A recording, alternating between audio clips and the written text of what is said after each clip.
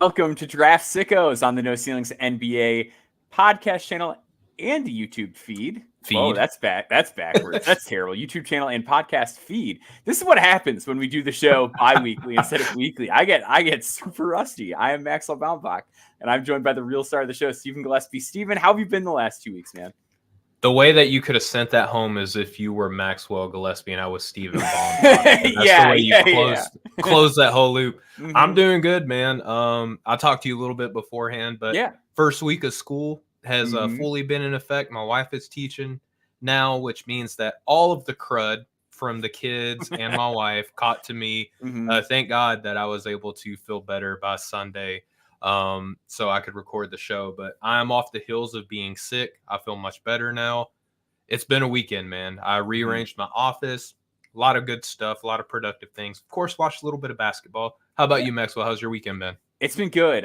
So last weekend, one of my good friends from high school got married, which is great. It was good to be out at a wedding again and be out around people my own age and not a child. That was really cool. So she did a sleepover with my parents, which is great.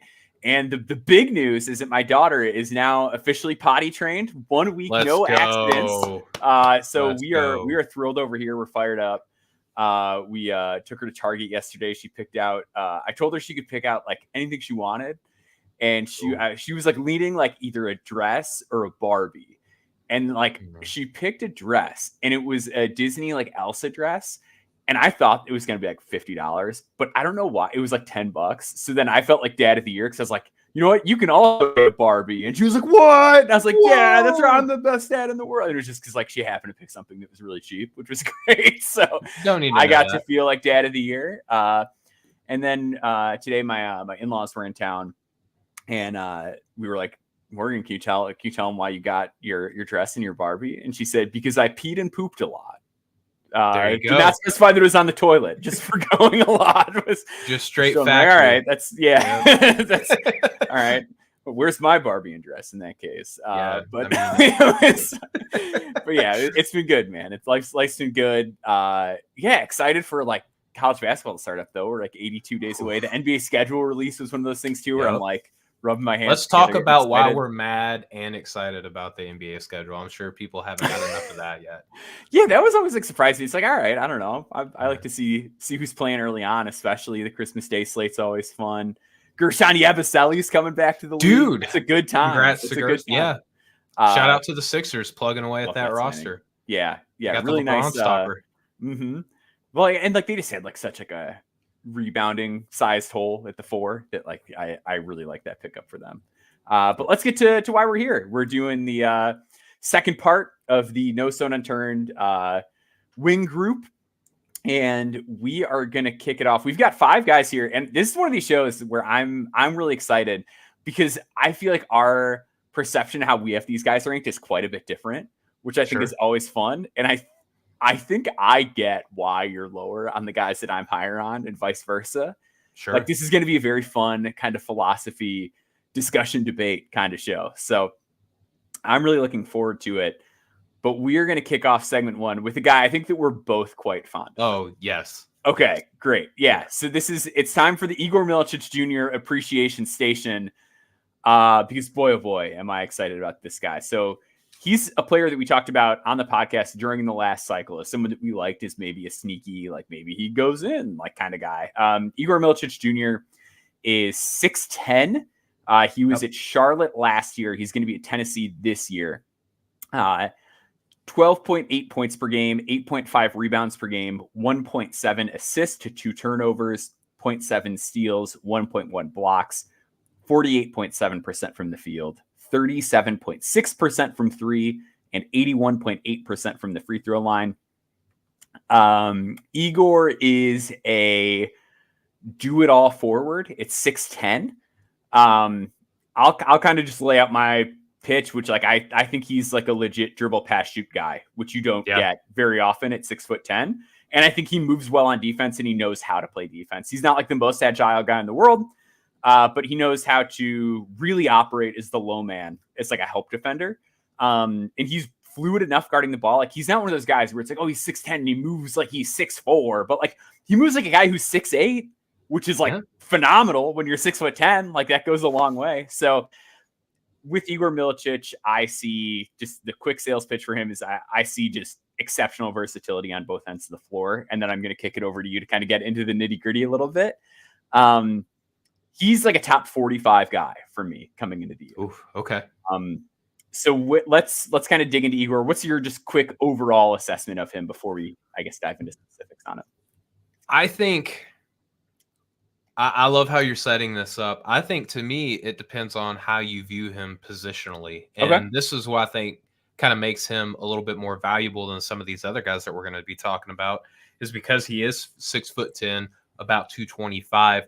I'm kind of curious, and not the same level of output, I would say, but a little bit of like Lauri Markkanen, I think, where he can scale up and down a lineup because of what he can do, especially offensively. On defense, I do think that he is more suited, like you said, to defend in the post. You don't really want him defending in space a ton, but there are some positions and some switch schemes that you saw last season while he was playing at Charlotte that you're like, okay, maybe I could stand to see him out in space a little bit, depending on, like, you don't want him on 1s and 2s probably, but 3 and 4s out there, maybe more kind of specialists on the offensive end, I would say you feel more comfortable with him on. But I think that the pitch for him, I don't have him quite as high as you do. I actually have him skating just outside my top 60, but certainly within a range where I could see him like up into that like 45 range. I see the vision on offense. And again, I do think that it has to do with the scalability because he does move well. The shooting motion is really what's the sales pitch is for him, right? It's not just that the shot goes in, but it's the volume in which it goes in and the level of difficulty in which it goes in. And it's that level of versatility with his shot that really propels him like heads and shoulder above everybody else that we're going to be talking about in this group.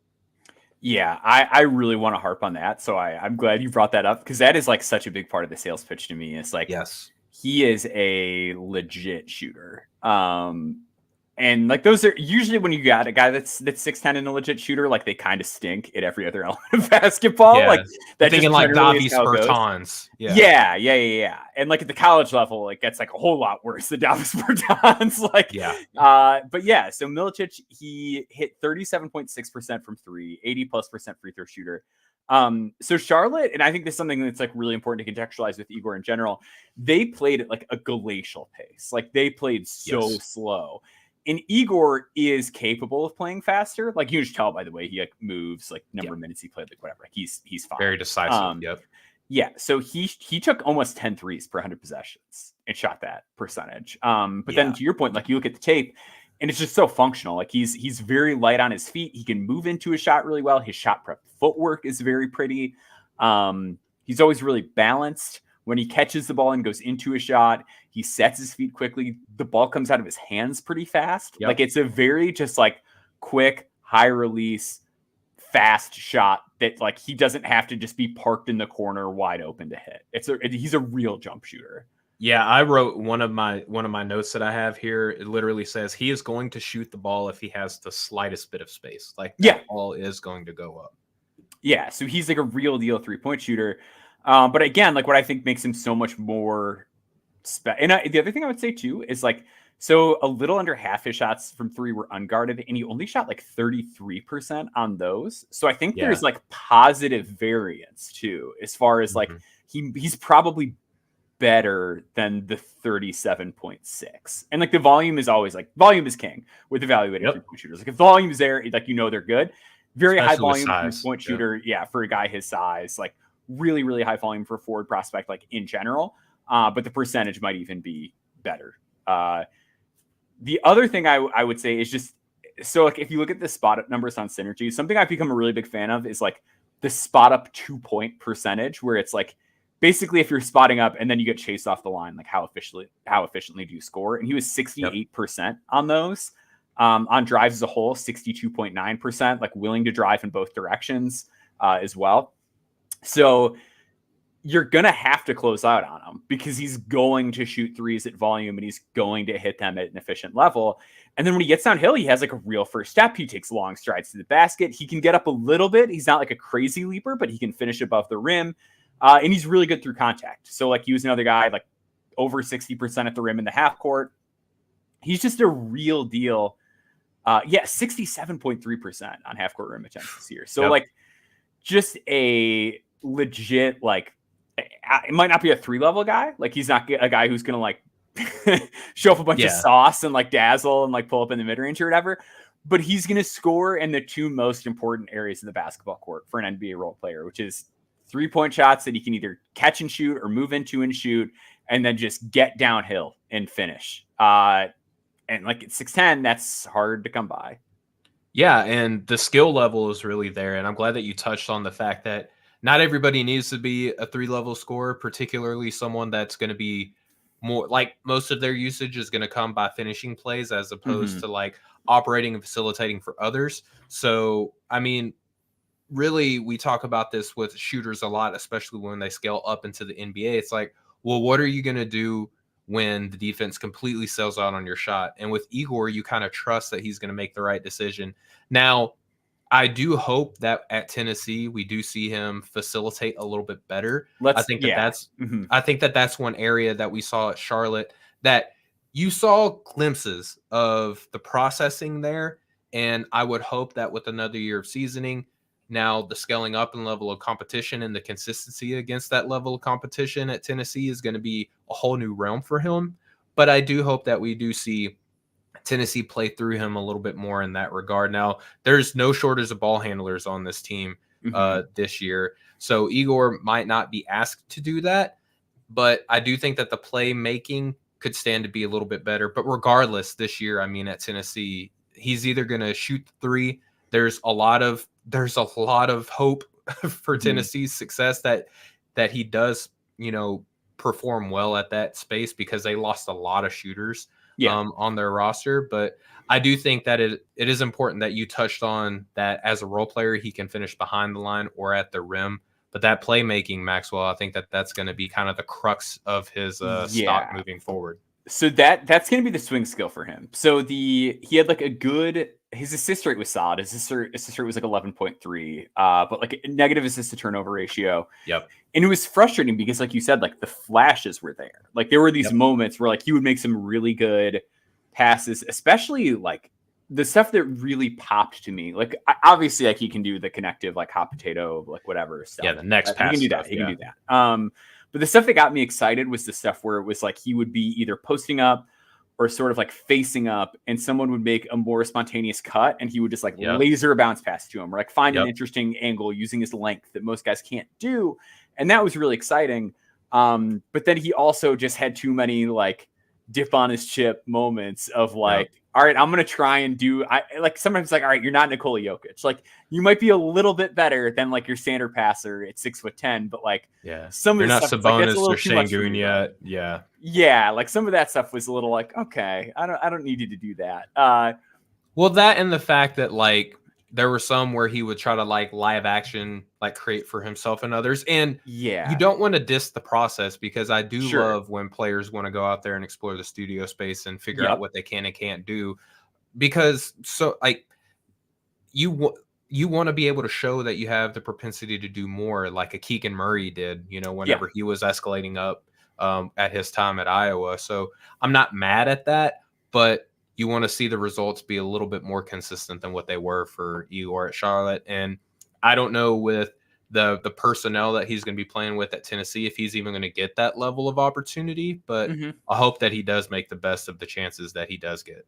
Yeah, that's a really good kind of like reference point. And I think you're spot on too. And like I'd rather see that than just like, oh, he can't even make the next pass. Like I so much prefer the guys where it's like I know that you can like make mistakes when you try to do too much, but you're trying, as opposed to like, I don't know if this is in there. Like generally it's the guys that need to reel it in that end up succeeding. Like Dylan Mitchell, like at one point, like he was afraid to dribble. Whereas you can see that he can put the ball on the ground a little bit. And at that size, that's where you get that dribble pass shoot that you were referencing earlier. I do think that he is a smart connective passer, but again, you want to see more of that.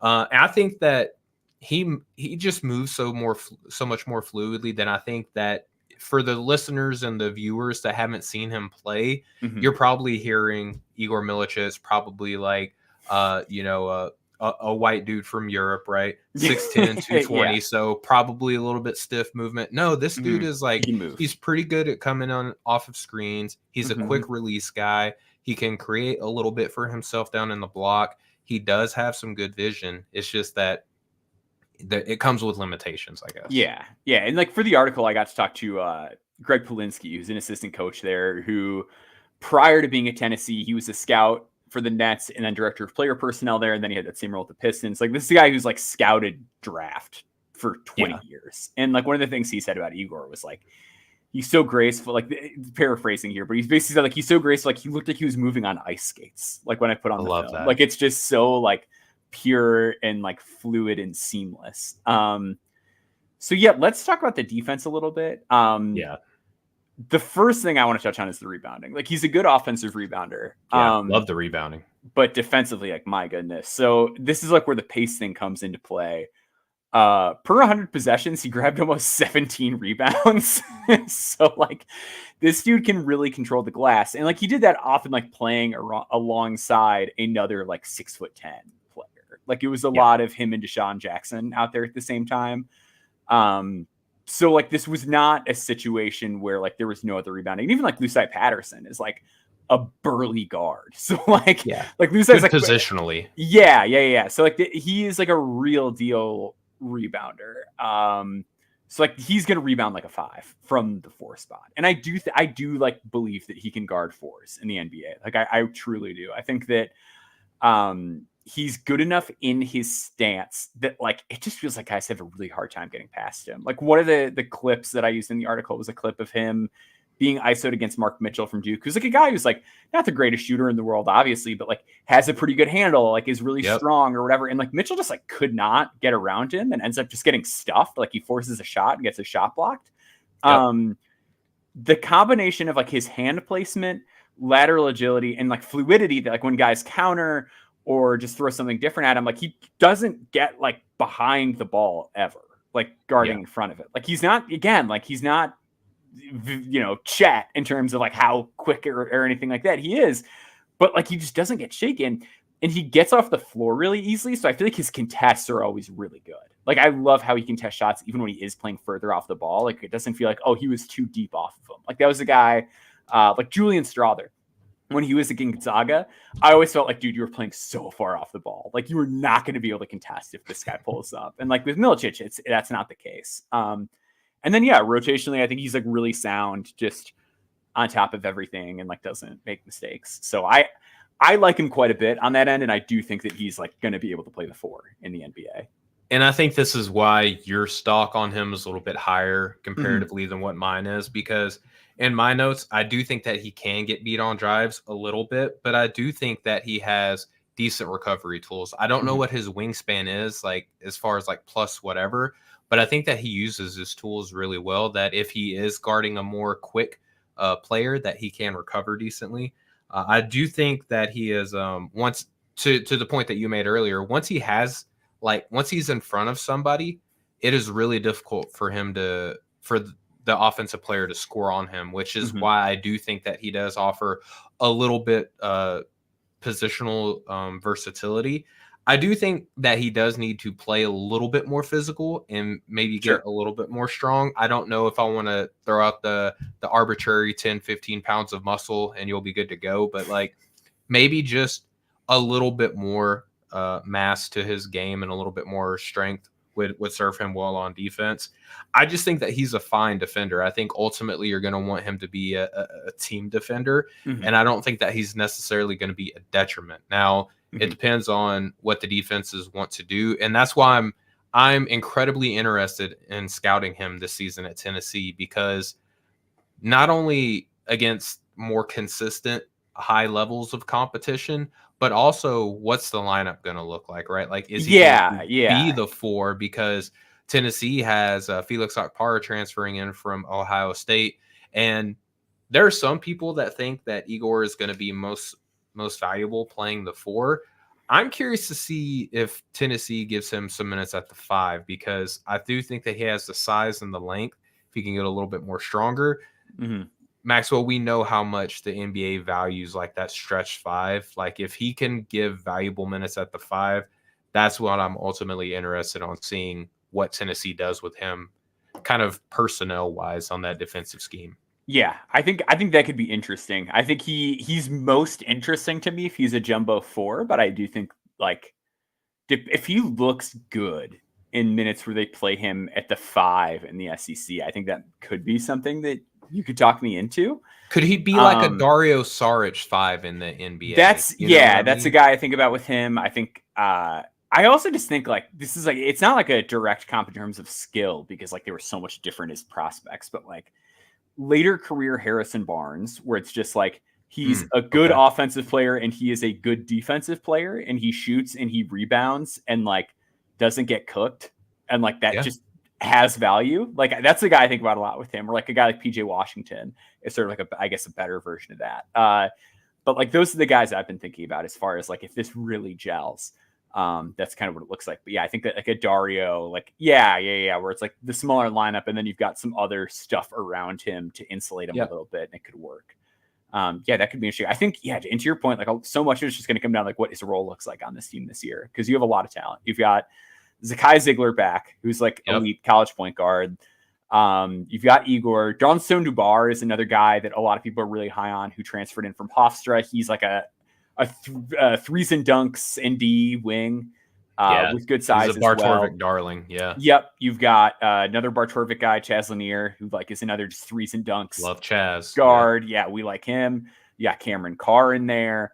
You got like Felix Opara, like you said, Gainey, who's like a go-to scorer, Jemai Meshach, who like not an NBA prospect, but a guy who's going to really come in and muck things up. Like really good college player. Yeah. Like it's just one of those things where it's like, you can see a lot of these guys potentially getting pinched and you could also potentially see any of them like really go off. Like Cam Carr is a guy where like, if he just has a stellar season, I don't know how many people would be surprised because he's got really good size. He's a really good decision maker and he can shoot. Like if he has a breakout year, he's got fans. Yep. Yeah. I don't think people would be stunned. I don't think if like, Zakai Ziegler just becomes like, college Isaiah Thomas in his prime. Like people are going to be stunned. He's a great player. Like there's a lot of different ways that the cookie can kind of crumble as far as who's getting touches on this team offensively. Chaz Lanier, like take over score. Like could he run 2-man game in a way that like Connect ran it last year? Like that could be a thing that happens. There's a lot of different paths this team can take. And I think that's going to affect Igor's stock. But I think at the very least, like even if he has like a quote unquote like down year, this is still be a guy that I'd be like really interested in on a 2-way, like at worst, just because these guys aren't growing on trees. No, for sure. Yeah. Getting a talented, skilled 6'10" forward who can scale up and down the lineup, I think is going to have a lot of value. But I do think that what we've seen from Coach Barnes historically is that you're going to see a lot of guard heavy rotations, but you're going to need a big man to play. And even if Igor is like the 4 or the 5, what have you, he's going to see minutes because of there's more options guard wise on this team than there is in the front court this year. Yes. But I do think that you could see kind of an Okpara and Milicic pairing together. And I would be interested to see, Might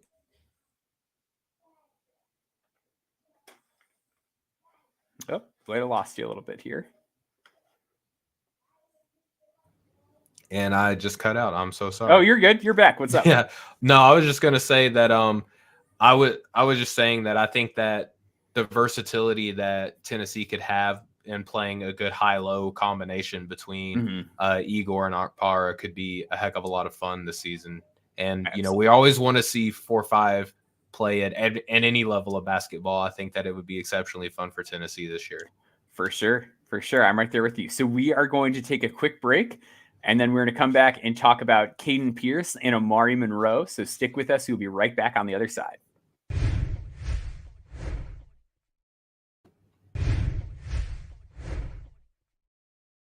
All right. So up next, we are going to talk about Caden Pierce. So Caden Pierce is a local to me player from Glen Ellen, Illinois. So shout out to Caden Pierce being a local guy. I always love to see that. He is at Princeton. He is returning there for his junior season. He is 6'6". Last year scored 16.6 points per game, 9.2 rebounds per game, 3.2 assists, 1.8 turnovers, 1.2 steals, and blocks per game. He did that while shooting 54.6% from the field, 34.2% from three, 76.7% from the charity stripe. And Caden Pierce is the reigning Ivy League Player of the Year. So he is returning sort of with a target on his back. Him and Xavion Lee both. Two guys who had legit awesome seasons and are returning to a conference where you got to assume that the expectations are going to be high. This team won like 24 games last year. So the expectation is that, they're going to be at the top of the conference and go dancing. Xavion Lee obviously has NBA fans.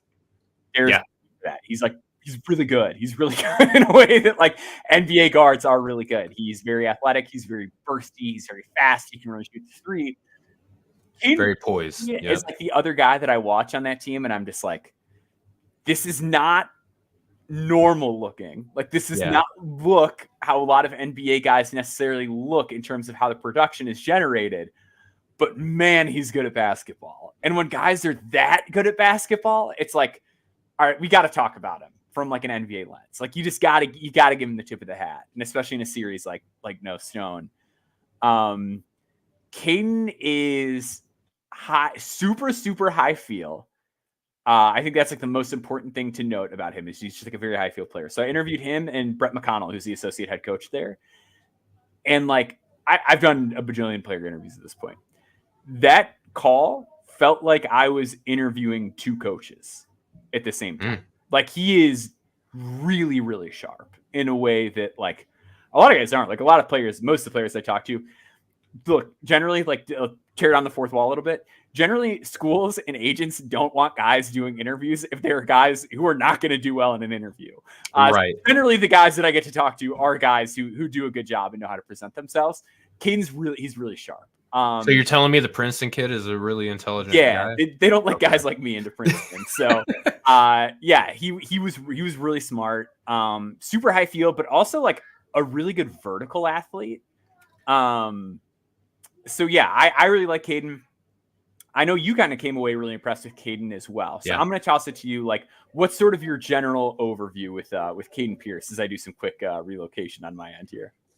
Yep. So I think Caden, so what's interesting about Caden, whenever Maxwell, you were talking to me about putting him in this article, is that Caden had fans like as a like a couple seasons ago. He had a lot of people really, really like him and was really buzzing on Twitter, right? Last season, not so much, but not surprised to see that he is a person that people are interested in coming into the season.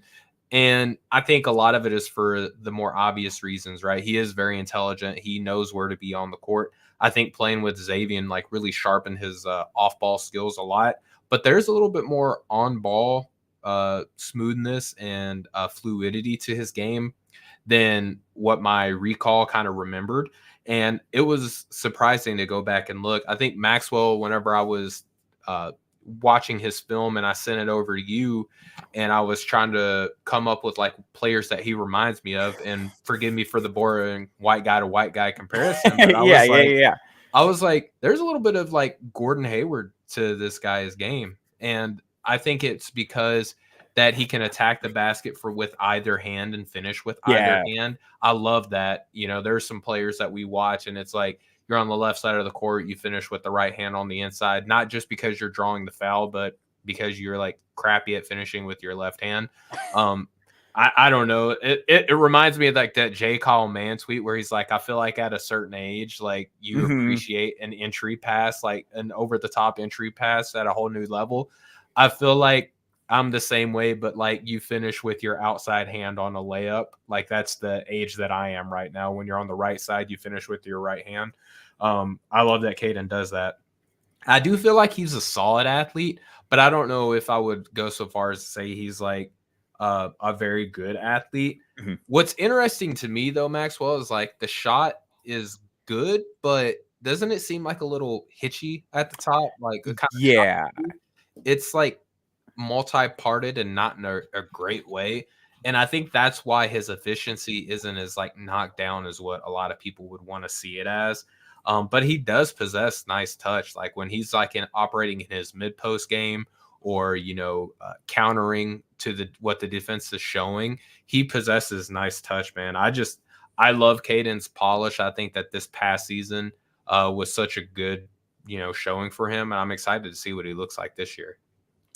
Yeah, I'm right there with you. I think I want to touch on the shot thing because I think you're onto something there. I want to kind of give him his flowers first.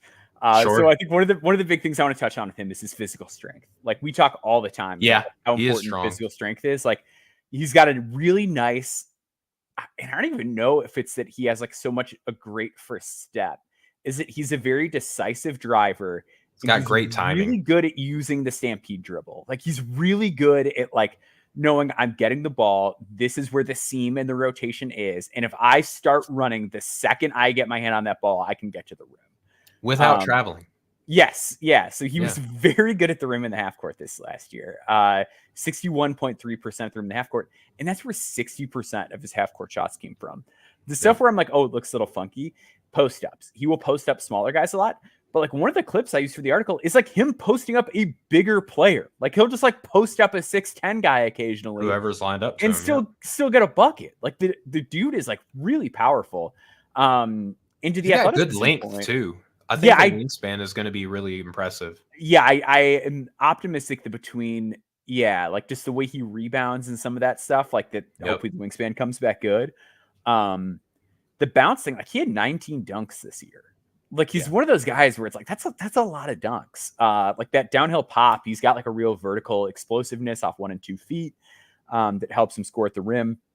But yeah, just like really good at putting pressure on the rim and being a little funky. And like part of why I chose him for this article was like I did Dylan Jones for No Stone Unturned 2 years ago.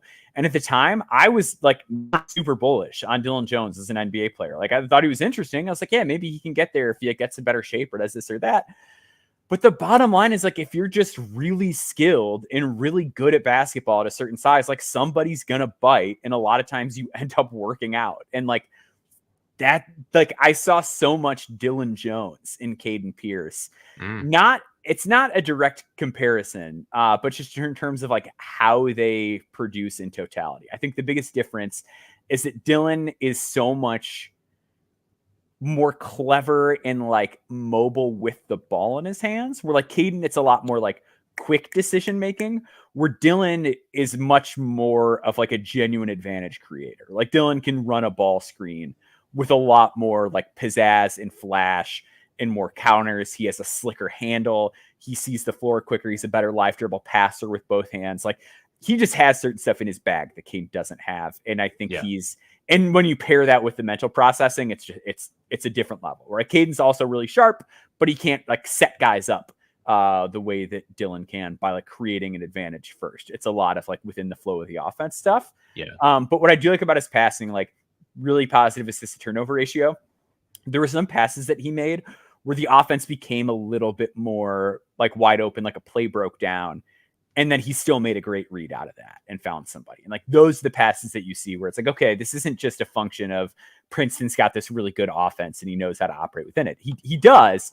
But like we saw guys struggle at Portsmouth this year, like a Kevin Cross or a Drew Pember, where like you felt like they were really good passers in college, but it was so much just within a certain structure that when you took him out of it, it was suddenly like, I'm not sure I'm as crazy about the decision making as I was before. I think Caden's going to be able to avoid that. I'm with you on the shot. I do think because some of the stuff we'll talk about defensively, like he needs to be a shooter in a way, like more so than somebody like Dylan Jones did. So he only took 5 threes per 100 possessions last season, 34.2%. I'm with you on kind of like the hitch to it. I think the biggest thing is like, it's sort of just like, he brings the ball out in front of his body a little bit and then straight to the top of the head. And it looks like it's very like flicky from there. Like it looks like a quick, like pop a shot style release. Like it happens really fast. It looks like he's not bringing the ball back. Like as the hand comes up, it's like he's bringing it up and then back and up. And it's like, he's not low. And I don't know, forgive me, like shot doctors out there, but like, as you bring it up, you should be prepping it to where it's high as you come up. He's bringing it up and still out, and then way then whenever back in, and then he doesn't have as much time to release it. So it is a quickish release, almost out of necessity. because after of how much longer motion. Yeah, exactly. Yeah. So after that, like Arkansas redneck breakdown of like how shooting mechanics should work, right? Sure. Not car mechanic, right? Shot mechanic. I think that's what's affecting the timing and the efficiency is that the ball isn't sitting as high as it needs to throughout the natural motion of the shot, and that's why it looks like glitchy. It looks like a bad video game, like a create your own jumper. And you have the base and the release don't jive, right? Like if you've ever created your own jumper in 2K, that's what it kind of looks like. The release and the base don't jive, and it looks very glitchy. And that's why he's like only like a middling 30% 3-point shooter. It's that it's just not a natural motion. Sure. I'm right there with you. I think, to your point, it is very like slow motion, fast release, where it's like the release part is fast. It's the getting there that takes a while. So defensively, like the overall metrics are good, like 2.2 steal percentage, 1.7 block rate, 1.6 DBPM. Like I worry about him in terms of just like being able to stay in front of guys. Like he's your classic like strong defender, like where he can use his chest on guys, he can body up, like that stuff is there. We talked about the bounce earlier. Like he is very good at like meeting guys at the rim when that's something that he is tasked with doing defensively. I just don't think he's very quick laterally. Like it's a lot of turn and chase, like a lot of the ground coverage stuff too, where it's like he's got to change direction. Looks kind of clunky. I don't know how much of that is just the fact that he's like a higher usage guy on the offensive end. He knows what he's doing out there. It's just like, I'm just not sure that he has like the foot speed to hang on an NBA floor. His defense to me is like, if you could think of defense in terms of a slice of bread, right? He has the crust of a defense, right? Like where he understands rotations and he can close out. His closeout technique is fine. But whenever he is like one-on-one defending, that's when I'm the most nervous for him. Like he doesn't have the footwork to stay in front of somebody who is going to create with the ball in their hands, right? And that's what I think it kind of, to what you're saying, Maxwell, like when the ball is swung all over the floor, I love the fact that like he knows where to be on the defensive end, right? He fights over screens well too. That's one thing that I noticed is that he's not one of these players that dies on screens.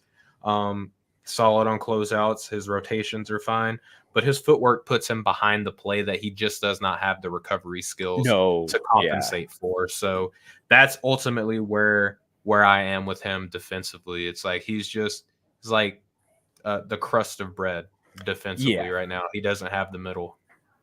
For sure. Let's touch on the rebounding as well, because we've got another. I love my rebounders. You got to be a good rebounder to be in the NBA. I mean, So unless you're Jalen Brunson.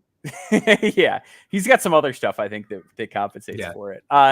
So Caden Pierce, 7.4 offensive rebound percentage, 27.1 defensive rebound percentage. Is that good? In context, that is a higher defensive rebound rate than guys like Rob Williams, Precious Achiuwa, Xavier Tillman, Wendell Carter, Daniel Gafford, Walker Kessler. Like he defensively rebounds like a center. And I know a lot of times people are like, oh, like rebounds. Sometimes the guys just like let him have it or whatever. Like not Caden Pierce. Like Caden Pierce wins contested rebounding battles because he can jump so damn high and like he gets both hands on the ball, which like Coach McConnell in that interview was like very big on the like he grabs that ball with both hands above the rim all the time. Like he's feisty too. Like he bodies guys up. Like he wins the positional battle a lot. But like, man, does he impact winning on the glass? And like you can genuinely play a smaller lineup when you have guys like that. Like a lot of times like, oh yeah, you can like go small because like you've got size here, but like you're tall. It's really nice when you can go small without giving up too much on the glass. And like if the foot speed comes along, if the shooting comes along, then like with Caden, like he is a guy that you could play smaller lineups with because of what he's going to do on the boards. Yeah, and again, it's all anticipation stuff too, because he is so intelligent. He does understand rotations, and that's why you do see that high defensive rebounding is that he sees the floor well. He understands like the dynamics of a rebound. I wouldn't say quite like the Dennis Rodman, where it's like it hits the side of the rim. I know to go stand over here. I did write in my notes too, Maxwell, that's like he's not afraid of the scrappy plays either. Yeah. So like the fact that you got a warrior out there, the fact that you got a guy who competes defensively, who grabs rebounds. I mean, this is not the sexiest sell, but he's like a less good 3-point shooting Sam Hauser, right? Like that's ultimately the goal, I think, here. And I think if you clean up that jumper, like you do like the scrappiness and the hustle that Sam Hauser brings, where he is like a solid defender now, even though he wasn't like a great NBA defender coming into the league. And that's why he did go undrafted. But he does have that competitive nature to his game, and I do think that he has the tools to go along with the intangibles as well. Yeah, Kenrich Williams was another guy I thought about with him quite a bit, where like he was just like another very productive player in college who like did a lot, like knew how to rebound, fought, played bigger than his size, made good decisions, and just knew how to play basketball. Like I think that's another guy where it's like there is somewhat of a blueprint, and like obviously like anyone that has like some foot speed concerns gets comped to Kyle Anderson. So like there's that, but there's a reason that there's one Kyle Anderson. Like it's tough. You gotta find ways to make it work. But I think Caden's got a shot because he's really smart. He's got that bounce. Like he's not like a negative athlete. Like he can jump and he's strong. I think he's just got to figure out how to like bomb threes. And I think if he bombs threes, like there's a place for him. Maxwell, we found the one white prospect that isn't a great shooter. if he shoots a white guy.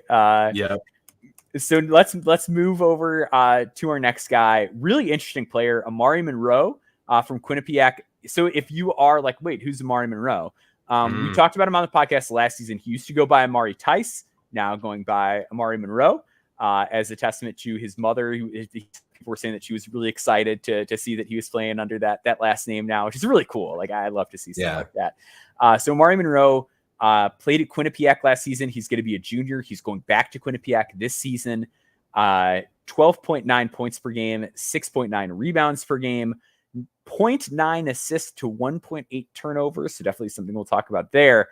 But defensively, 1.8 steals and 1.0 blocks per game. 47.3% from the field, 35.1% from three, and 78.4% from the charity stripe.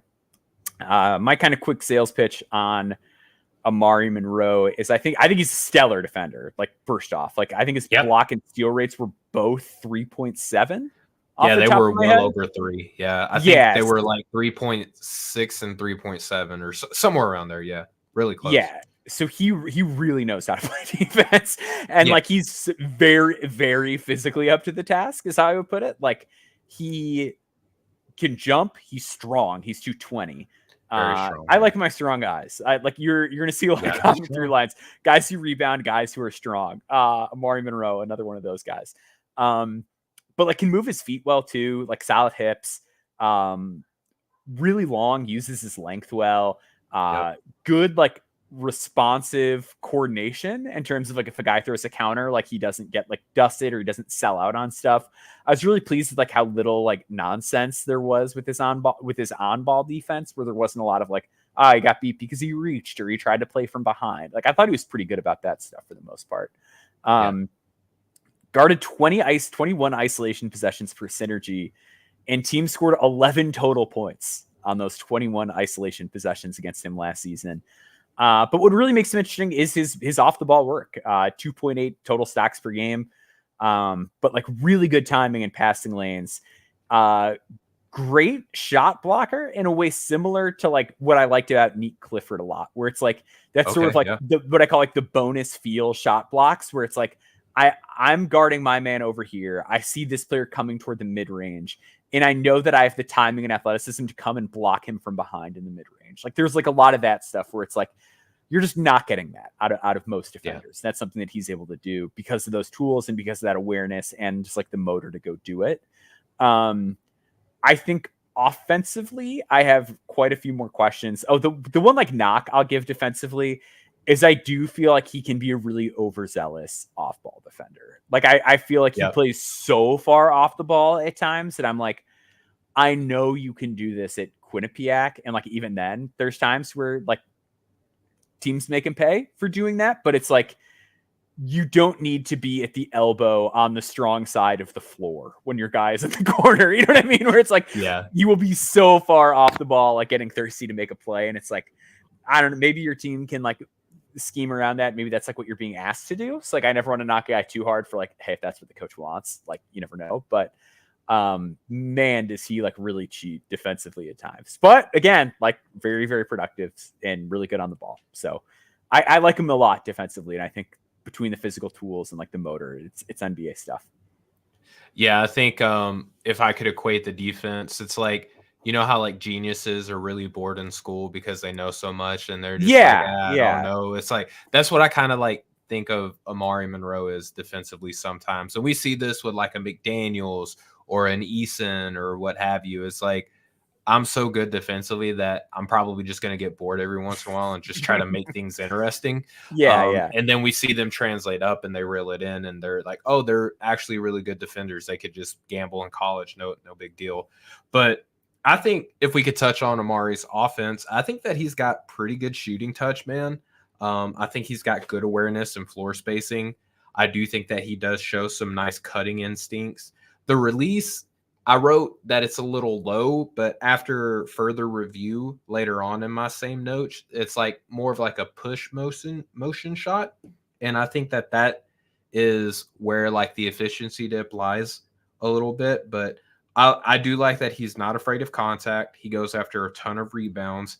He is all right creating off of the bounce, but you probably don't want him doing it too much. I did appreciate the fact that he did look to poke and prod. Unlike a couple players that we're going to be talking about here soon, where it's not so much just east to west dribbling and you can actually apply pressure to the defense. I think his free throw rate, not like setting the world on fire, but a very appreciable free throw rate coming from our guy Amarri here.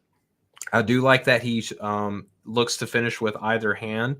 I would like to see him be a little bit better of a facilitator, right? Yes. And I think that this, similar to what we were talking about with Igor, I think it's going to be even more so important with Amarri positionally, because Amarri is probably going to be best served as like maybe forwardy a little bit, but more kind of like more like a pivot wing. Yeah. So probably going to scale up and down the lineup where some nights he might be a backcourt player as opposed to a front court, right? So I think that's where he kind of lines up a little bit. Defensively, I think that he plays big. He's not like super explosive. It's really weird where he's like a strong athlete, but he's not very like vertically gifted. Like, I mean, like on the run and off 2 feet and stuff like that. Yeah. He's just not like very bursty to block shots. But I do think that he sticks with his man well. I do think that he does give some good gambles, but when he does gamble, he gets burned because the recovery just isn't there. But I do think that the rotations are nice. He's not very bursty on the defensive end, which I think is going to hold him back a little bit. And then again, offensively, I love that we're seeing him in a high usage role with Quinnipiac. And I do think that that's going to help him when he does scale down into like a more complementary type of role. Yeah, so I think that is like the biggest thing is the usage and what that's going to look like this season in particular. Like, I really want to see a step forward with the facilitating and things like that you talked about. Yes. I am, like I said, like I believe in Amarri Tice to be like up to NBA Amarri Monroe. Or I'm sorry, Amarri Monroe. My bad. It's a hard habit. Yeah, I know, because we talked about him a lot last year. We both liked him for a while. So Monroe defensively, like I believe it. Like I'm in defensively. Offensively, I just have so many more questions. What's your hold up? What's like the biggest thing that you're worried about offensively? It's the decision making, I would say. Okay. So right now, he does not have like an in-between scoring or creation game. It's a lot of just like I shoot the three or I attack the rim. He doesn't have a mid-range scoring game. He doesn't really look to pass. He doesn't really have counters. Like he just drives into the last line of the defense a lot. Like he's a way worse rim finisher than you would expect. Like I think his half-court rim percentage was like under 52%. And it's because like he'll just drive, like he gets to the rim, but he's not like looking at who's there. So like sometimes instead of like, I'm trying to think of like a good example of this would be a player like Jordan Miller when he was at Miami would like drive to the basket, and like Jordan Miller is like not the greatest athlete in the world, but when he would get to the rim, he could like read the help coming and like either make a dump pass or like spray it out to a shooter. Like Jordan Miller was sharp enough to like recognize what was happening and capitalize on it. And like Dylan Jones is another one of those guys where Dylan Jones like could not jump at all, but was like a really efficient finisher just because like his feel level is so high. With Amarri Monroe, it feels like the offensive feel is like trailing the defensive feel. And I think a lot of it is just like comfortability having the ball in his hands. Like he's just not great putting it on the deck. And that kind of causes him to like think kind of a step behind where the defense is going. Whereas on defense, when he has that freedom, he can just kind of read what's happening on the other end and make stuff happen. Like his anticipation is a lot sharper on that end of the floor. And then I think with the shot, like he's kind of got to be a knockdown guy. Like 35.1% is fine. But if you're going to be really in more of like the Seth Lundy mold, where like Seth Lundy, like I think is going to probably play real NBA minutes this year. Like he bombed threes in the G League last year, but like he was another guy where like defensively he was all there, like good motor, knew how to make plays, like could really guard a lot of positions. But offensively, it was like I'm going to the rim or shooting a three and that's it. Like Lundy got really good at knocking down threes, so it was a much easier like path for him. Where like with Amari Tice, like if the shot isn't falling, I do not know where the NBA value comes from offensively. So like he has to get better as a passer, decision maker, and ability to like read the floor. But I also think like he really can't afford to lose much ground as a shooter. Like he's got to be a better shooter next year. Like I think he's got to be in that like 38 range if this is what the volume is going to look like, which is around like 7 attempts per 100 possessions. So I was going to ask you just real quick, Maxwell. Yeah. So it sounds like the areas that you were concerned with for Monroe here, it was very similar to that of a Milicic. And I was about to ask you, like, what puts Milicic so far ahead of a guy like Monroe? Yeah. And I like in my head, I know this, but I just think that this would be like a worthwhile conversation. I think it's just like the versatility as a shooter. It's the volume from three, the versatility as a shooter. Because that's the other thing with Monroe is like and the size that he's doing it. That's true. He's bigger as well. But Monroe is also like just a spot up shooter. Like he'll hit some transition ones, but he's not like super functional as far as like you can't run him off of a screen. He's not like a pick and pop guy. Like you can't have him come off a handoff and shoot threes. Like that's just not his game. He's more of just like a spot up guy. Which can work when you're that good defensively if you can really shoot threes. But like Igor's making more, and he's taking like three more per 100 possessions. And he's also so much better at the rim. Like he's so much better at the rim than Monroe because like he's bigger. His first step is bigger. He's got more counters. He's more reactive to what's happening at the rim. He can pass off of it if his shot isn't there. Like that's kind of the connective tissue that's missing. What I will say for Monroe, and like part of the reason I included him in the series and like part of why I'm bullish on him, is I think that if this is your skill set and if you get better enough at shooting, which I think he can do, because this is a guy who played like barely at all as a freshman. So like there were clearly some real strides taken, whether it was like simply a role fit or not. Like I think he clearly, I don't know, you don't go from like not playing at all to being really good in a year unless like you put in some level of work. I think that guys like that with that size, defense, and just like I can knock down a shot, that generally gets you a foot in the door, and it generally gets you multiple chances. So like I look at guys like Kessler Edwards. The guy I think that he reminds me of a lot is another former mid-major player, James Ennis, who was on the Sixers for a while. Like the Heat. It's not like, you know, maybe you're not the best player in the world. Maybe you don't change a team's fortunes. But if a team can just count on you to play really good defense and like hit corner threes, like the NBA is always becoming more and more dynamic. So like you're gonna need more.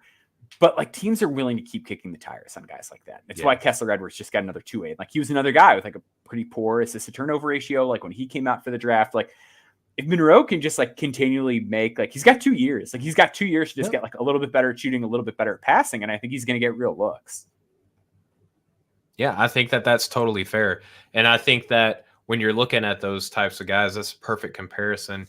I'm just curious though, and again, another line of separation between those two is that we're going to see Igor do it in the SEC, whereas Amarri, we're going to see him do it at Quinnipiac again. Which I love. I love that. I love guys like that have that breakout year, and it's like, give me one more year. Like, give me one more year to just like put it all together and embrace that bigger role and see what comes out of it. Like, I understand, how many times do we see it not bear out to where it's like, okay, one big year, let me cash in, and then you don't ever really hear from those guys again. I mean, for sure. And like, there are financial realities. Like, I don't want.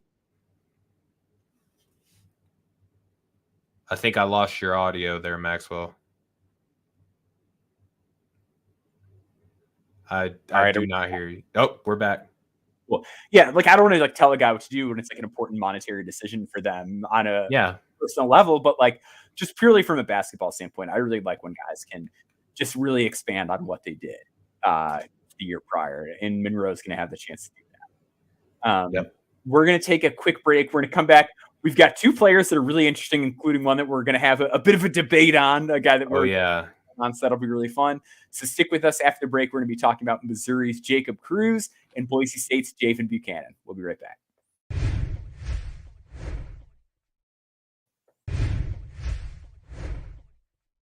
All right, so we're going to do Jacob Cruz first. Jacob Cruz, I think, is going to be kind of a quick discussion. So Jacob Cruz, we're going to get onto the heated discussion here after Jacob. Yep. So Cruz is 6'8", had a great season at UT Martin, a guy who bounced around a lot. Was at North Florida, then was at a JUCO, and then was at UT Martin last year. Now he's going to be at Missouri. But last year, 19.1 points per game, 8.2 rebounds, 1.1 assists, 1.3 turnovers, 0.8 steals per game, 0.5 blocks per game, 48.5% from the field, 41.4% from three, and 81.6% from the free throw line. The sell here is extremely simple. Jacob Cruz is a large man who bombs threes. He almost 11 threes per 100 possessions, made 41.4% of them. Incredibly dynamic, like long range pull-up game, can move into a shot in transition, can fly off the screens, can set screens and pop himself open. Like, crazy range extends to the parking lot. A real deal shooter. It's 6'8". And he's got some like actual like scoring chops. Like some of like the mid-range scoring stuff is really nice. Like he's got this kind of counter bag. He's really good at reading his defender's footwork and momentum to get downhill, to get to his spots, so he can create for himself a little bit. He's quite good at the rim, has the burst to finish above the rim. Not much of a passer, like does not score. It's mostly like I'm looking to get a shot or I'm getting off of the ball. But he doesn't really screw up either. Like he's like one of those guys who like high usage rate, low assist rate, but also low turnover rate. Like that's just kind of his game, is like, I'm looking to shoot. If it's not there, I'm just going to give it to the guy closest to me and call it a day. Defensively, I thought he was quite bad. I feel like he can be good defensively. Like I feel very similarly about him is how I felt about Blake Hinson, where like the tools are there. Like you're a big guy, like you can move enough. Like you can be fine. Like when you want to be good defensive rebounder, but just like sort of didn't really try on that end of the floor a lot. Like just sort of out there moving around.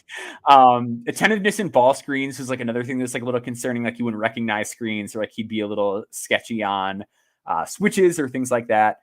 So I want to see more buy-in. I want to see him pass the ball better. We've got Eric Olson asking about comps. So in each of these articles I've been doing, it reminds me a little bit of section. The guys I had were Corey Kispert, Pat Connaughton, and Jordan Nwora.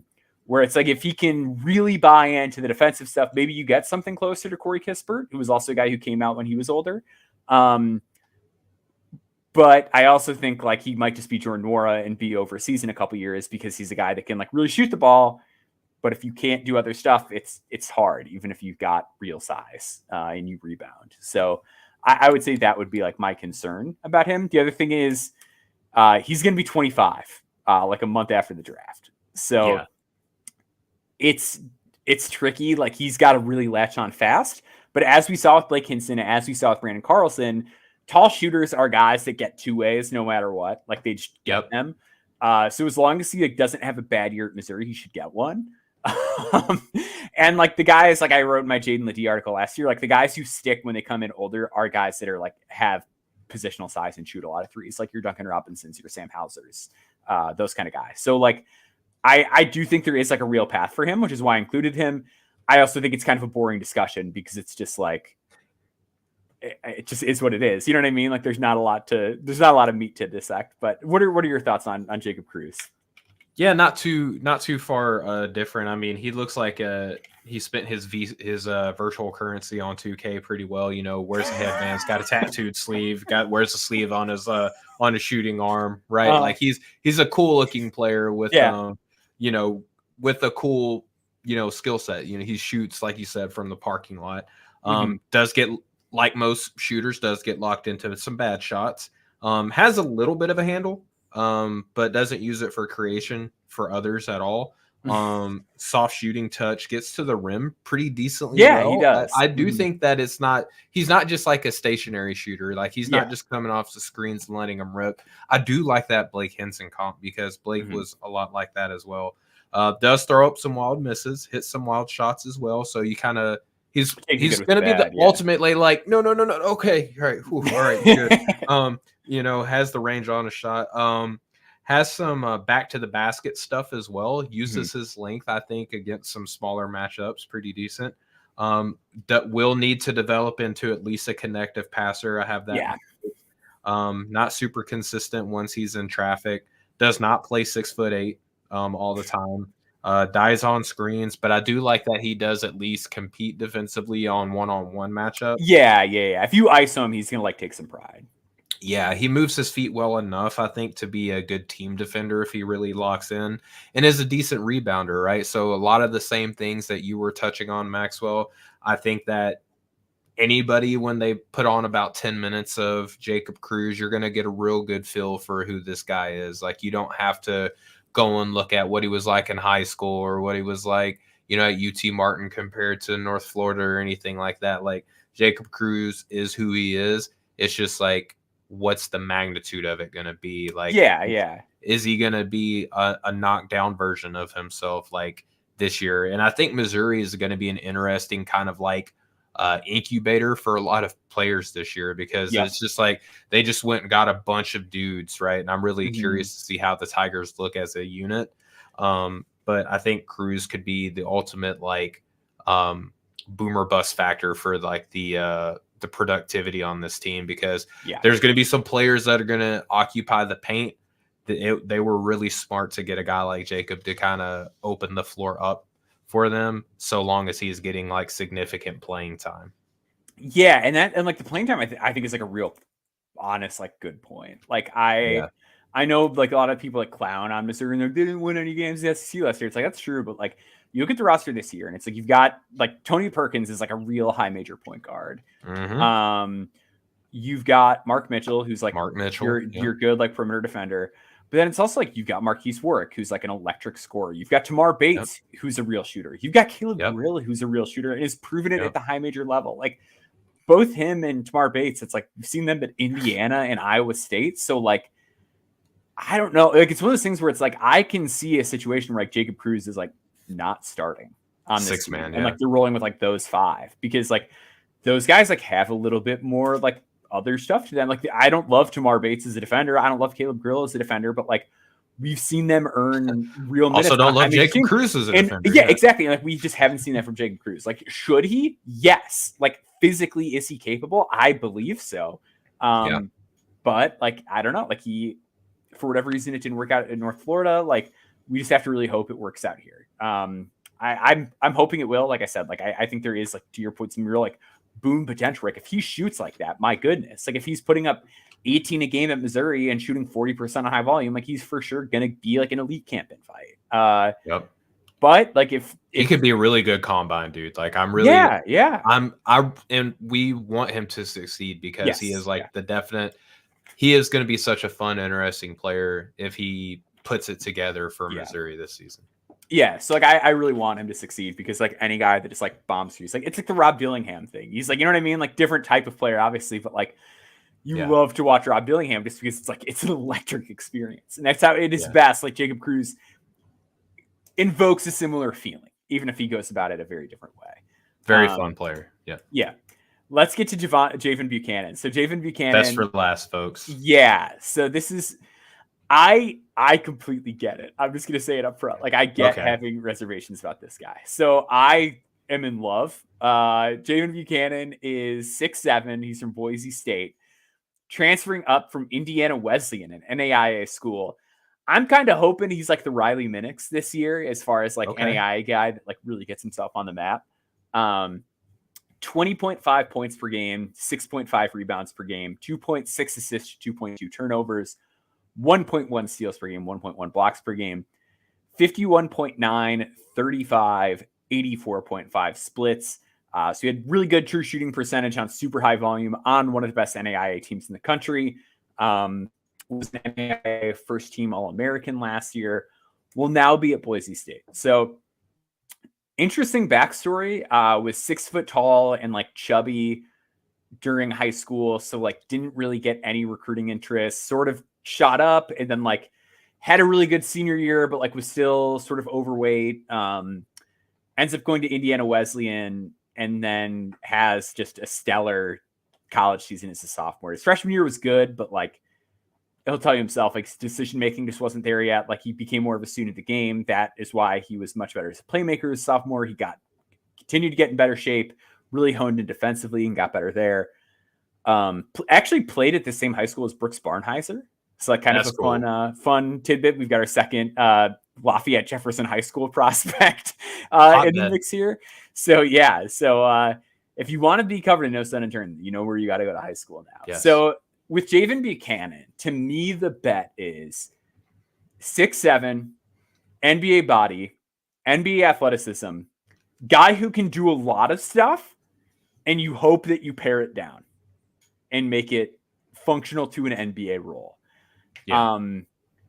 I'm going to let you kind of talk about like why you have some reservations about him, and then we can kind of talk through it. But that's what I'm seeing is a guy who really succeeded and scored efficiently in a super high usage role, who rebounded, defended, and made good passes. Yeah.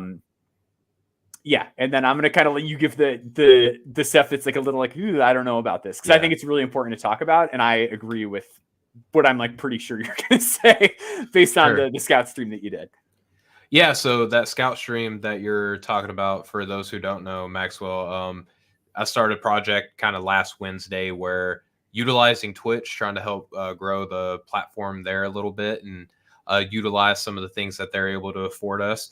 I did live scout Javan Buchanan, excuse me. And there's a lot to like.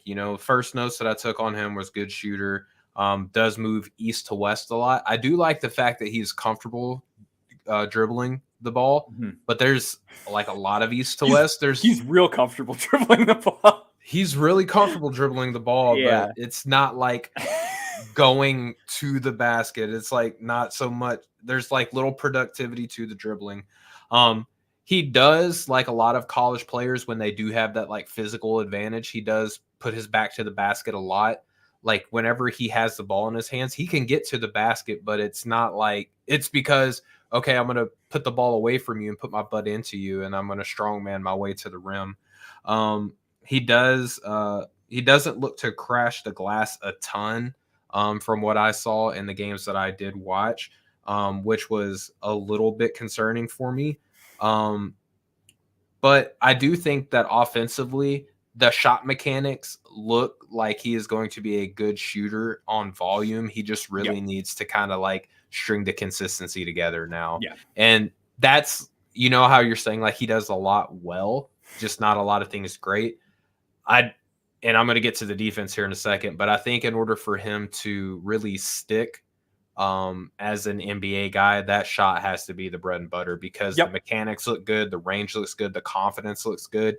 He just really needs to string some consistency there because defensively, like it's he gets lost a lot, and I watched on the stream that I did. I started from the most current games, working my way back, and like some of the plays that he was making that deep into the season defensively, it's like you don't want to see that, like he was losing his man while kind of ball watching in the help or deny stance. And he would like, his teammate would want to switch with him, but he would be completely unaware. And then by the time the ball was swung back around, he had no idea where anybody was. There were plays where he did a complete circle on the court, on the defensive end. And that type of stuff is just like, it makes me worried. But the thing is like, there were some plays where he closed out from like the elbow on defense, right? Jumped up and blocked a 3-point shot. So like there are things in his game that he can use to be a good defender, but those glimpses were completely overshadowed by just complete lack of awareness on the defensive end. And I don't know if like the shakiness on the defensive end, I don't know if the 3-point shooting or anything that he does offensively right now is enough for me to want to gamble on that defense. And that is ultimately where I am with Javan right now. Okay. So I think I'll touch on the defensive stuff first. So I think I'm a little bit higher on his defense. I think there are games where he is like really energetic and engaged. And when he is, it's like, I see all of it. Like he's really physically strong. So like when he does those hard closeouts and if guys try to attack him, like he's got the burst to recover and like he's got the length. And then he's also got like the ability to just like throw a body on somebody and knock them off their line when they drive. And that's something that talked to Roberto Bergerson, who's an assistant at Boise State, guy who was drafted into the NBA, had a long pro career, and like he was talking about how strong Javan is. So like I think that is something that he's still going to be able to do at the Division I level. It's just like body a guy up and completely cut them off from where they want to go. I do think the workload probably played a role and the times that like he is disengaged defensively, but I do think that there were games that I saw where like I did feel like he was engaged more often than not. And like he still had like over 2 stocks per game total. And to your point, like that bounce is real. Like there are plays where like he just comes over and meets somebody above the rim. And there's times where like he can really pick off a pass and like lead the break the other way. I do agree that it needs to get better and more consistent. I also worry about like, I wouldn't say I'm like worried about it, but I'm interested to see how his like lateral foot speed is defensively at the Division I level. Cause it also felt like he was one of those guys where it's like, I'm playing the higher usage role. So if I get beat here, like it's kind of somebody else's job to like clean that up a little bit. I felt like there was some of that. So it's like, I want to see that go away. I don't love that. I'm hopeful for the Boise State staff to like really sink him in because it might just be, he's later to basketball while also being good at basketball, like in a meaningful way. Mm-hmm. So, and based on what you were bringing up about his background, like there's probably still a lot of like room to grow and like how well he can apply things that he learns and how quickly he can apply things that he learns. I'm very hopeful that Boise State can really get him to sink his teeth into the defensive side because offensively, I feel like there's plenty of things that he is decent at, but that shot really needs to like step up to be like the thing. Yeah. So the one thing that you mentioned on this stream that I'm like super concerned about that you talked about is like a lot of stop and survey, a lot of like catch the ball and like I'm the guy, so I can kind of decide what I want to do. There is a chance that he is good enough offensively that he's the guy at Boise State again. But if he is still stopping the ball that often, that's going to be a problem. And like not just like a scouting standpoint. Guys. Yeah, but like, but also just from like a how Boise State plays perspective, right? This is a team that generally like moves the ball pretty well and has a lot of guys that can do a lot of things. So like, like Dagan Harder, like Stanley, like the point guard that they got to transfer in. Like, it's going to be one of those things where it's not like, what makes you so special, man? Everyone on this team can do that. Like, we don't need a guy stopping the ball and like clogging things up. So that has to get better. I do think he has like real shake to him. I think he's got an awesome handle. He can really. I don't know about the shake. I don't know about the shake. Okay, I like it. So I highlighted one play, and maybe I just need to see more. But I highlighted one play where he was in transition, and he went into a Euro, and like he didn't go, like he just like walked. Like I know the one that you're talking about where it's like a really slow motion. Yeah, I know the exact layup you're talking about. Yeah, it's like he didn't Euro. He just like picked up the ball while walking. Like that was the Euro. Yeah, so I do think he has it. I think there's a couple plays. There's one that I use in the highlights in the article where he had like a small guard on him and he like drove from the top of the key to the elbow and did like a real snappy crossover back to his left hand and then hit a fadeaway jumper. Like he's got some real stuff he can use to kind of create for himself and hit tough shots. He's good at the rim, like really good at the rim, which I think like I want rim dominance from guys who are transferring up. Like, yes. I don't want a guy transferring up to the Division I level that shot like 40% at the rim. You know what I mean? Like it would be so hard to buy, but like he floats when he jumps. Like the dunk numbers weren't crazy, but boy, oh boy, can he explode off 1 foot. I love the body and the athleticism. I really do. So Eric, asks like too comfortable about like the dribbling. Yes. Yeah. Like a lot of dribbling that doesn't necessarily get anywhere, a lot of east-west. And I want to see more of that north-south. I want to see him get all the way to the basket more often because he's really capable when he gets there. I'm with you on the shot. Like the volume wasn't anything crazy. He took like a couple threes per game, hit them, but I'd like to see him just be like a knockdown catch and shoot guy. And that's something the Boise State staff is like really focused on with him. And it's something that Javan in like particular has really worked on is like just getting that down and being a part of his game. I thought mechanically, like feet and hips both align too far to the left. There's some dip on it that makes it easier to contest. Like not the greatest shot in the world, but not terrible either. But I want to see more 0.5s. I want to see more refinement, and I want to see more just like consistent, great decision making. Because I do think there are flashes, especially as a transition passer, where it's like, oh, he can like really do some stuff. Like he can really see things. He's really physically capable. And I wonder if he can pare it back. And the comp I want to make for you is like when it's good, do you see some Jalen Tyson when it's working? Just in terms of like the body, the flash, the size.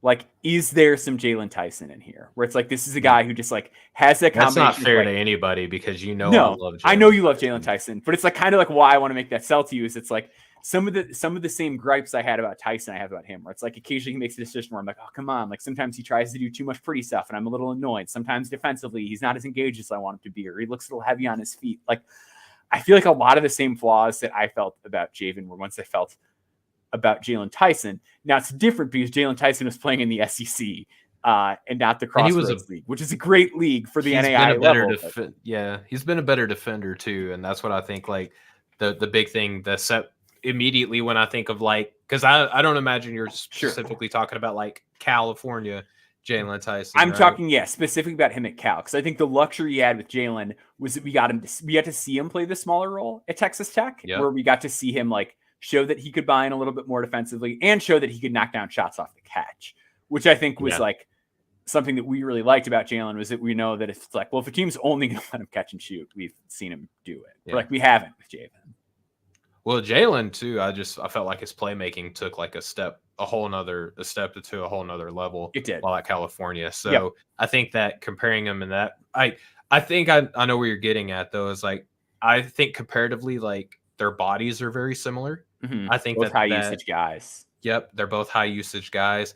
And I do think that there's like a level of comfortability with their body and their frame and being able to leverage that in a lot of great ways. And shout out Edward and everybody else that's tuning in. Yeah, we appreciate you guys.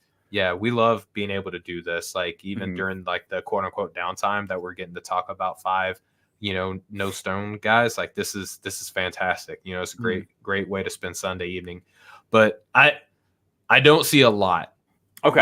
I do see some. I do see like a couple of segments in which you're drawing between the two of them. It's hard. But again, like you're talking to like it's a real prove it situation for you, which I don't think is unreasonable about anybody transferring up from the NAIA level, period. Like I don't think that's unreasonable. It's a hard ask in general. Yeah. And I think too, just like, and this might be a fun way to like close out the conversation. Yeah. I think Javan might be my least or second least favorite prospect of these 5 that we have. Yeah. And it's not to say that I don't like them, but and when I say favorite, I mean like most likely to translate up into the NBA. Because I did love watching the Javan film. Like he's a very fun prospect, like incredibly fun watch. Yeah, I think it's like more than reasonable to hold that expectation, because like the concerns that we have about Amarri Monroe, for example, it's like the stuff Amarri Monroe is good at is stuff that like NBA role players are asked to do. Yes. Where the stuff that Javan is good at is like not necessarily what you're asked to do in the NBA. And like the bet that I'm making on him is that like he can figure out a way to do those things, and that this is all stuff that like, because it's so high usage, that maybe you like lighten the load a little bit and then it's doable. Where I don't think, like, again, like, I don't think you're unreasonable at all to see this and be like, what is NBA about like dribbling for 15 seconds and shooting over a guy? Like, what is that? We're like, it has to be a high rate. Like, you got to be Cam Thomas. Like, that's the thing. Caleb Martin was like one of the other guys where I'm like, I see some of this in his game. Where it's that's like a fun comp. I think that's the dream. The dream is that he becomes a good enough shooter that he can just like get enough of those, like, if he can be a good enough catch and shoot player and like defender, that he then gets the leeway to be a guy who like creates second side or is the occasional like bailout shot maker, that he can do that. I think that's like the dream. Yeah. And I think that would be a very, very fun outcome. But Maxwell, dude, these 5 guys have been such a fun group. I love the grouping that you do too, because I feel like you don't just put them all out like in like, you don't put like the top dogs, obviously. Like one group. You space these out, and I think that's like a fun way to where we can kind of tier it for these shows where we both love Igor. I think originally I was like Amarri over Pierce. Now I'm not so sure. Like, they're very, very close, and I'm kind of the same way with Cruz and Buchanan now, to where like they're both very, very close. So this is a fun grouping, man. For sure. So real quick, we got a good question from Jamie Shaw here, who's doing excellent work, by the way, over at 100%. So make sure you're following Jamie Shaw. So the 5 names, and you can read the written article at NoCeilingsNBA.com with my full scouting reports on all 5 players. Today we discussed Igor Milicic Jr., Jacob Cruz, Caden Pierce, Amarri Monroe, and Javan Buchanan. And let's reveal the 5 for next week real quick before we get out of here. Love it. Or 2 weeks from now, rather. So 2 weeks from now, we will have Frankie Fiddler, up transfer from Nebraska Omaha to Michigan State. Let's go. We've got a guy who's got a lot of draft Twitter fans. I'm just realizing like 2 of these guys are guys that I've seen Grib tweet about like 700 times. Like, I did not make this the Grib group. I did not make this the Grib group. This just sort of happened because like you said, like I try to space out based on like, make sure I got a couple bets I really like in each column. The first one is Joshua Jefferson from St. Mary's, who's transferring up to Iowa State. We've got Tucker Anderson moving from Central Arkansas up to Utah Go Bears, State. Go. Yep. We've got from the George Washington Revolutionaries, one of the greatest names in college hoops, Darren Buchanan Jr. Okay. And then I always like my like flyer guys that I include. Because like, these other guys aren't flyers. Well, no, but like the one guy that's like really a flyer, like Cedric Howard last year, where it's like, this is not a guy that like is on anybody's radar at all. And like, it's just a guy I really like. Endewedo Newberry from San Francisco is a guy that I like.